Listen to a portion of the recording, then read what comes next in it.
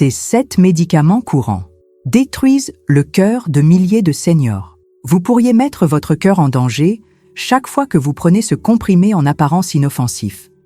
Un médicament courant, vendu dans n'importe quelle pharmacie, que vous utilisez peut-être depuis des années. Il promet un soulagement. Mais derrière son emballage attrayant et ses termes techniques, il pourrait dissimuler un poison silencieux.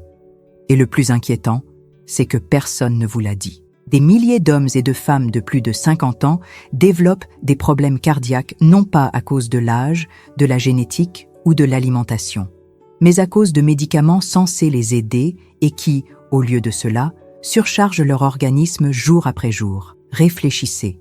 Combien de fois avez-vous pris un comprimé contre la douleur, les brûlures d'estomac, l'anxiété ou l'hypertension sans jamais vous interroger sur ses effets à long terme? Combien de fois avez-vous vu quelqu'un de votre entourage faire la même chose? Ce qui devait soulager un symptôme passager devient une habitude quotidienne. Et c'est là que réside le danger. Dans de nombreux cabinets à travers le pays, des seniors sont consultés chaque jour pour des symptômes vagues. Fatigue, vertige, essoufflement, douleurs thoraciques. Les examens ne révèlent pas toujours quelque chose d'urgent. Mais ce que personne n'examine vraiment, c'est ce qu'ils introduisent dans leur corps au quotidien. Ce qu'ils avalent en toute confiance. La vérité doit être dite. Certains médicaments, utilisés fréquemment, surtout après 50 ans, peuvent affecter le cœur, provoquer des arythmies, des inflammations et même augmenter le risque d'infarctus. Et si je vous disais que vous, ou une personne que vous aimez, prenez peut-être l'un d'eux en ce moment même? Écrivez en commentaire « Ma santé est une priorité » et dites-moi d'où vous regardez cette vidéo. Elle doit atteindre ceux qui sont encore dans l'ignorance, ceux qui ne savent pas encore que le plus grand danger peut se cacher dans leur propre armoire à pharmacie. Dans les prochaines minutes, je vais ouvrir une boîte noire et vous révéler clairement les 7 médicaments les plus dangereux pour votre cœur. Vous comprendrez leur fonctionnement, pourquoi ils sont si largement utilisés et surtout, comment protéger votre organisme à partir d'aujourd'hui. Le prix caché de la confiance. Madame Thérèse est arrivée dans mon cabinet avec un sac rempli de flacons colorés. 71 ans, retraitée, veuve, de ces dames au regard plein de douceur. Mais derrière sa voix paisible se cachait un appel silencieux à l'aide. Elle souffrait de vertiges fréquents, de palpitations, d'une fatigue étrange qui apparaissait sans effort. Et la question qu'elle m'a posée a figé le temps dans la pièce. Est-ce que c'est l'âge ? Ou bien ai-je un problème cardiaque? Nous avons commencé à discuter. Un à un, elle m'a montré les médicaments qu'elle prenait chaque jour. 5 au total. Tous prescrits, tous considérés comme sans danger. Mais quelque chose ne collait pas. Aucun examen ne révélait de problème clair. Aucun diagnostic précis. La seule certitude, une dépendance croissante à ces substances. Un pour la douleur, un pour les reflux, un pour mieux dormir, un autre pour la tension. Un cercle silencieux devenu routine sans qu'elle ne s'en rende compte. C'est là que réside le danger. La confiance aveugle. Quand le corps commence à envoyer des signaux, beaucoup pensent qu'il s'agit simplement de l'âge. Ils ignorent les alertes et augmentent les doses, sans poser de questions, sans chercher plus loin. Ils suivent. Comme le dit l'Ecclésiaste, il y a un temps pour guérir, mais aussi un temps pour discerner ce qui tue à petit feu. Dans de nombreux cas, le médicament qui apaise la douleur perturbe aussi le rythme cardiaque. Celui qui protège l'estomac peut affaiblir le muscle cardiaque. Celui qui calme l'esprit peut engourdir le système nerveux et dérégler le cœur. La sagesse, c'est d'observer. Madame Thérèse ne savait pas. Comme la majorité, elle faisait confiance. Mais ce jour-là a marqué un tournant. À partir de là, elle a commencé à comprendre ce qui se cachait derrière tout cela. Et, comme vous allez le voir, il ne s'agit ni d'exagération ni de théorie du complot. Il s'agit de faire face à une vérité que beaucoup préfèrent taire. Car parfois, ce qui ressemble à de l'attention n'est qu'une distraction face à l'essentiel. Et la santé, quand elle n'est pas une priorité, finit toujours par nous coûter trop cher. Liste noire. Les 7 médicaments qui affectent le cœur. La première fois que j'en ai entendu parler, c'était dans une publication médicale restée confidentielle. Aucun média n'en a parlé, ni la presse, ni la télévision. Mais son contenu était clair et alarmant.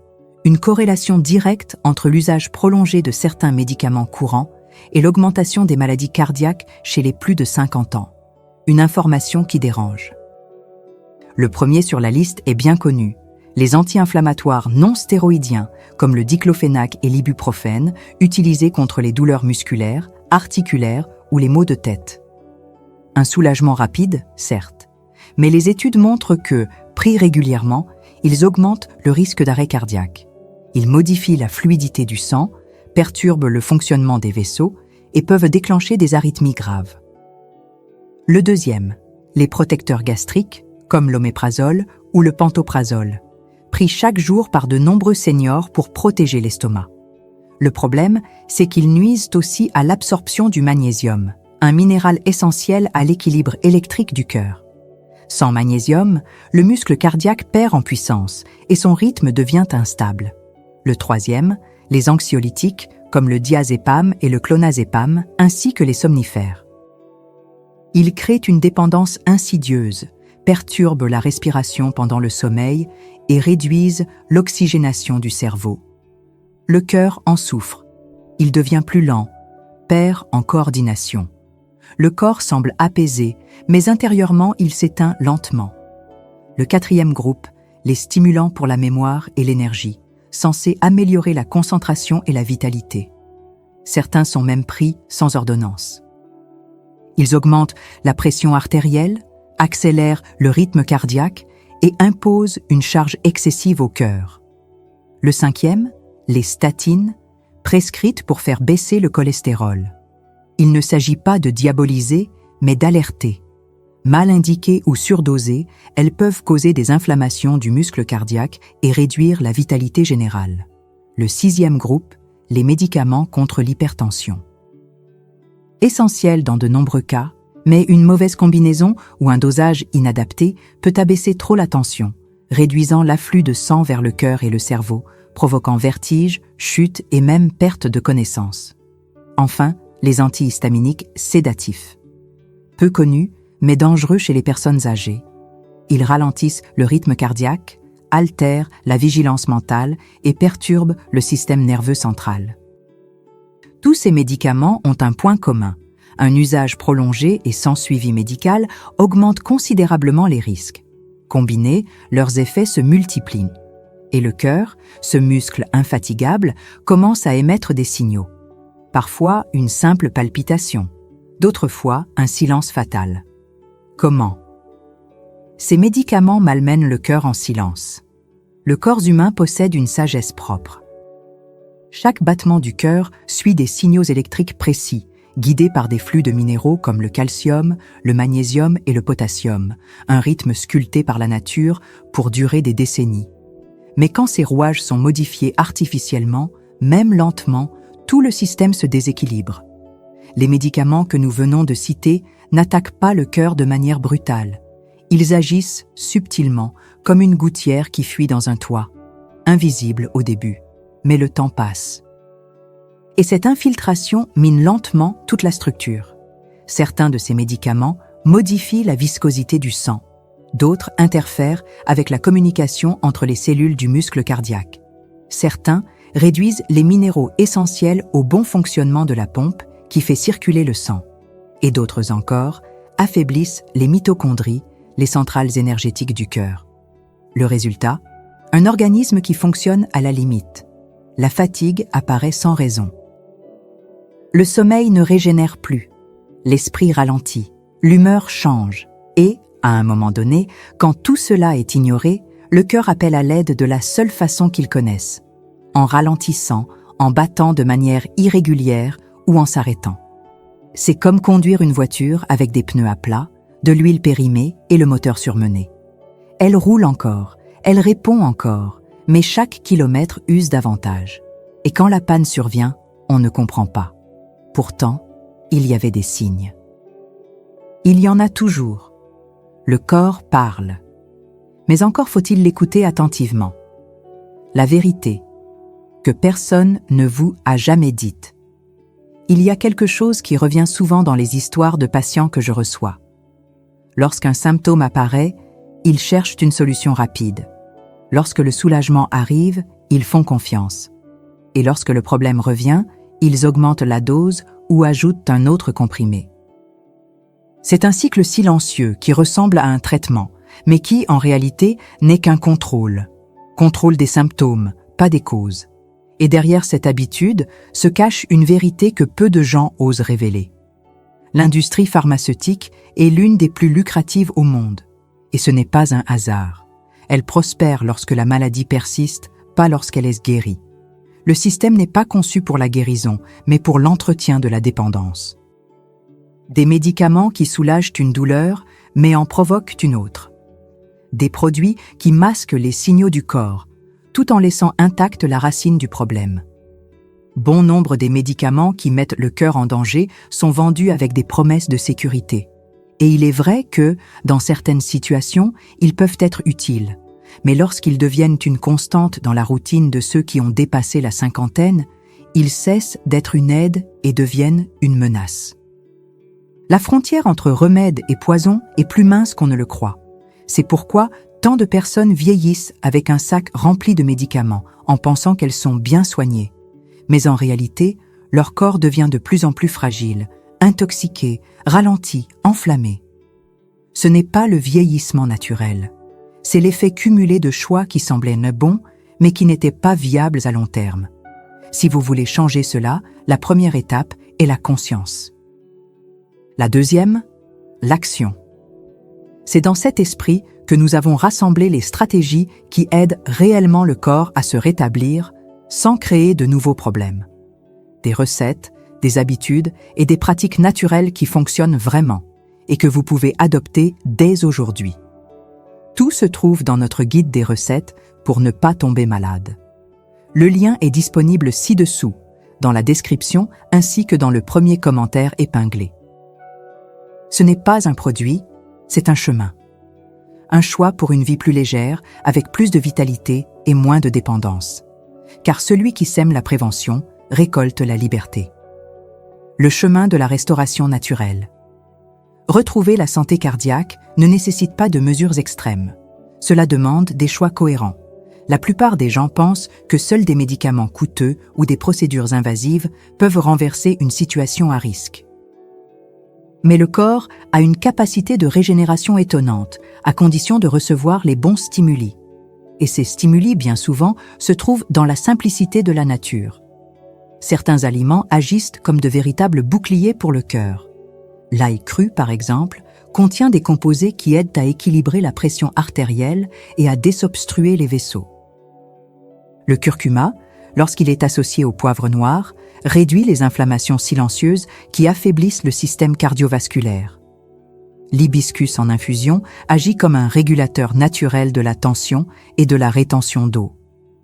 L'huile d'olive, extra vierge, utilisée avec modération, protège les artères mieux que presque toutes les autres huiles au monde.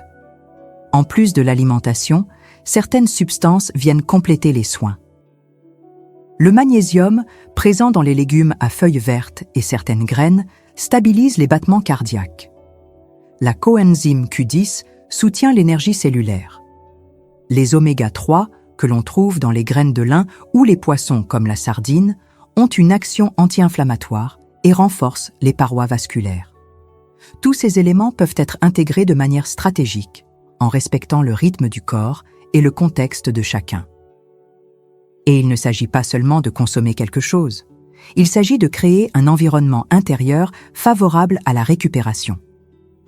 La respiration profonde active le système parasympathique, réduisant le stress qui accélère le cœur. Un sommeil réparateur permet au cœur de se reposer. Un étirement quotidien stimule la circulation. Le corps a besoin de mouvement et de pause, de nutrition et d'oxygénation. Tout cela est à votre portée, sans nécessité de bouleversement extérieur. La bonne information fait toute la différence. C'est pourquoi le guide des recettes pour ne pas tomber malade rassemble ces pratiques dans un format clair, accessible et concret. Ce n'est pas une simple collection de recettes, c'est un manuel de protection et de vitalité. Il est disponible dans la description et dans le premier commentaire épinglé. Si votre santé est une priorité, commencez par là. Le cœur n'attend pas, mais il répond dès que vous décidez de le soigner. La décision est entre vos mains. Madame Thérèse est revenue quelques mois plus tard avec un air transformé. Le regard plus vif, la démarche plus assurée, la parole plus confiante. Elle avait fait des choix. Elle avait modifié son alimentation, réduit ses médicaments sous supervision médicale, commencé à marcher tôt le matin. Ce qui semblait inévitable n'était plus une fatalité, parce qu'elle avait décidé. Beaucoup croient que la santé est une question de chance, mais ce n'est pas vrai. La santé se construit, et chaque choix, même minime, a un impact direct. Choisir d'écouter son propre corps, choisir de comprendre ce que l'on ingère, choisir de ne pas se résigner à ce qui est imposé, cela change tout. Si vous êtes arrivé jusqu'ici, c'est que vous savez qu'il n'est plus possible de vivre en pilote automatique. Il n'est plus question d'accepter n'importe quel comprimé comme une solution. À partir d'aujourd'hui, un autre chemin est possible. Plus conscient, plus léger, plus vivant. Vous n'êtes pas obligé d'accepter l'idée de vieillir, entouré de boîtes de médicaments. Vous pouvez vieillir avec énergie, autonomie, lucidité. Vous pouvez vivre plus longtemps et mieux, sans dépendre de formules toutes faites qui ne font que repousser les problèmes. Mais pour cela, il faut une décision. Écrivez en commentaire « Ma santé est une priorité ». Partagez votre histoire. Dites-moi d'où vous regardez. Votre expérience peut en aider d'autres. Ce que vous vivez compte aussi. Et ensemble, nous pouvons former une communauté qui choisit la prévention, la sagesse, le chemin de la conscience. Comme le disait Socrate, il n'y a pas de richesse plus grande que la santé, car sans elle, tout ce que l'on possède perd de sa valeur. Aujourd'hui, vous pouvez protéger le bien le plus précieux que vous avez. Et le premier pas est entre vos mains. Le corps vous en remerciera, la vie vous répondra. Et votre cœur, enfin, retrouvera le bon rythme pour continuer.